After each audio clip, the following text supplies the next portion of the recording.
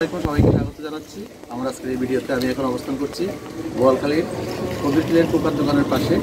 আমার পেছনে যে বাড়িটি দেখতে পাচ্ছেন এটাকে বলা হয় অশ্বিনী মাধুরী নিবাস। এটি বোয়ালখালী উপজেলার একটি ঐতিহ্যবাহী বাড়ি। এখানে হয়েছিল সিনেমার শুটিং, মৌসুমি থেকে শুরু করে অনেকে এখানে এসে শুটিং করেছেন। তো আজকে আপনাদেরকে এই বাড়িটি ঘুরে দেখাবো।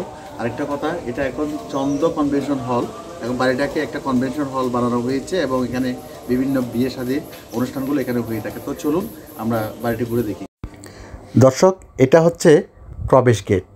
প্রবেশ গেটে আপনার চোখ পড়ার সাথে সাথেই একদম মনটা এক অন্যরকম অনুভূতিতে ভরে যাবে। মনে হবে কোনো এক জমিদারের রেখে যাওয়া সেই কারুকার্যে, অসাধারণ কারুকার্যে সজ্জিত একটি বাড়ি আমরা বাড়িতে প্রবেশ করতে যাচ্ছি। গেট পেরিয়ে যখন সামনের দিকে এগোবেন তখন সামনে পড়বে একটা বাড়ি। অবশ্যই মূল বাড়িটা হচ্ছে এর পেছনে।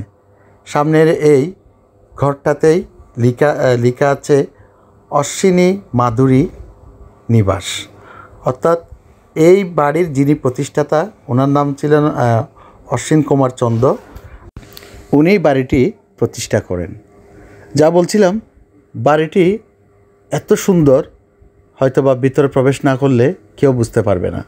আপনারা দেখতে পাচ্ছেন অশ্বিনী মাধুরী নিবাস। এটি হচ্ছে বাড়িতে ঢোকার সাথে সাথেই চোখে পড়বে। আমি যতবার এদিক দিয়ে যেতাম, বিশেষ করে কদুরকিল যেতাম, আমার খুব লোভ হতো এই বাড়িতে ঢোকার।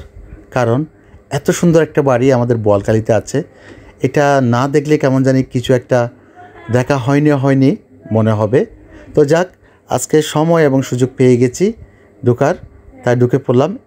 দর্শক, এটি হচ্ছে মূল বাড়ি, অর্থাৎ অশ্বিনী মাধুরী নিবাসের এটি হচ্ছে মূল বাড়ি। দেখেন কি সুন্দর, বাইরে থেকে দেখেই চোখ জুড়িয়ে যাচ্ছে। এখানে যে একটা শৈল্পিক ছোঁয়া আছে বাড়ির মধ্যে, যেটা অস্বীকার করার কোনো জো নেই। বাড়ির পাশে আছে একটা সুন্দর মন্দির, রাধা মাধব মন্দির, এবং এই মন্দিরটিও এই বাড়ির সাথে লাগোয়া।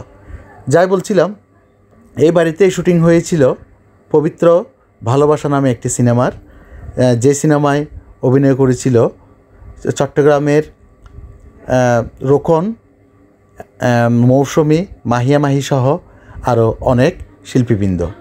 আপনারা দেখতে পাচ্ছেন বাড়ির পাশে একদম লাগোয়া এই মন্দিরটি। এটাও অসাধারণ কারুকার্যে নির্মিত, এবং মন্দিরের ভিতরে দুটি মূর্তি রয়েছে, আছে কয়েকটি ছবি, এবং এর পাশে রয়েছে বিভিন্ন কারুকার্যে, যেমন এই যে নৃত্যরত একজন মহিলার আমরা ছবি দেখতে পাচ্ছি। ইনি হচ্ছেন বাড়ির প্রতিষ্ঠাতা অশ্বিনী কুমার চন্দ। ওনার ছবির পাশেই আরেকটা ছবি আমরা দেখতে পাচ্ছি। উনি হচ্ছেন মাধুরী প্রভা চন্দ, অর্থাৎ যাদের নামে এই বাড়িটি। এটি আরেকটি রাধা মাধব মন্দির। এটা হচ্ছে বাড়ির ভিতরে একদম প্রথমে ঢুকেই উত্তর দিকে এই মন্দিরটি আপনারা দেখতে পাচ্ছেন। দেখেন বাড়ির প্রতিটি দেয়ালে দেয়ালে এবং প্রতিটি বিমের মধ্যে অসাধারণ কারুকার্যের ছোঁয়া।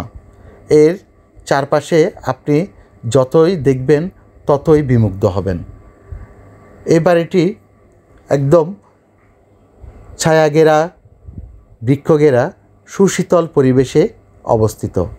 এখানে ঢোকার পরেই শুনতে পাচ্ছিলাম পাখির কিচিরমিচির শব্দ।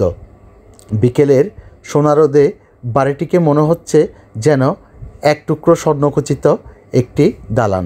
উপরে যেটা দেখতে পাচ্ছেন, ওইখানে উপরে দুটো ছবি আছে। একটা হচ্ছে স্বর্গীয় অশ্বিনী কুমার চন্দের, এবং আরেকটা হচ্ছে রানী প্রভা চন্দের, মাধবী প্রভা চন্দের। বাড়ির সামনে একটি ফোয়ারাও রয়েছে, ওই যে উপরের ছবিটা দেখা যাচ্ছে, আপনারা দেখেন দুটো ছবি। এবং বাড়িতে রয়েছে একটি সুন্দর পানির ফোয়ারা।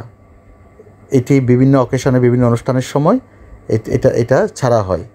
এটা হচ্ছে বাইরের অংশ, অর্থাৎ গেটের ঠিক দক্ষিণ পাশে এটা অংশ, দেয়াল সীমানা ঘেরা। আমি এখানে একটু ঢুকলাম, ঢুকে আপনাদেরকে দেখাচ্ছি।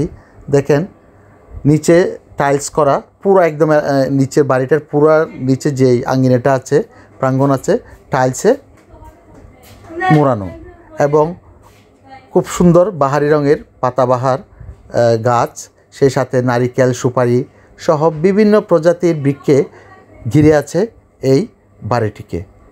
যারা এই বাড়িটি দেখেন নাই, যদি সুযোগ হয় তাহলে একবার দেখে আসার চেষ্টা করবেন। আমাদের বোয়ালখালীতে এত সুন্দর একটা বাড়ি যদি না দেখি তাহলে মিসই হবে। আরেকটা কথা, এখানে একটা কমিউনিটি কনভেনশন সেন্টার খোলা হয়েছে, যে কনভেনশন সেন্টারে সনাতন ধর্মাবলম্বীদের বিয়েগুলো সম্পন্ন হয়ে থাকে। এটা একটা সুন্দর একটা সুযোগ বাড়িটি দেখার জন্য। আর এই কনভেনশন হলের নাম হলো চন্দ কনভেনশন হল। ধন্যবাদ।